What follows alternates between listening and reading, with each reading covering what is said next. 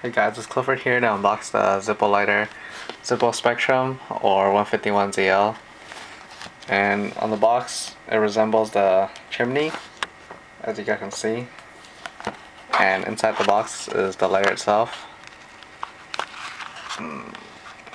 Pretty colorful, with Zippo engraved on the bottom right. And on the back, here's the warning sticker saying just to keep away from children and all that. So inside the lighter, there's already the flint and the wick. So basically all you need is lighter fluid. And on the inside of the lighter,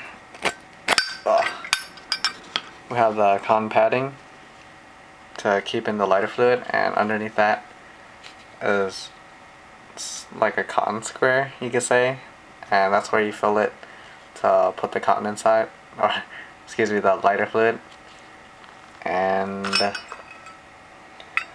put that back in. And if you guys need more information on this lighter, I'll post a description below, and I'll put the link where to buy the lighter too as well. And subscribe, and yeah, see you guys around.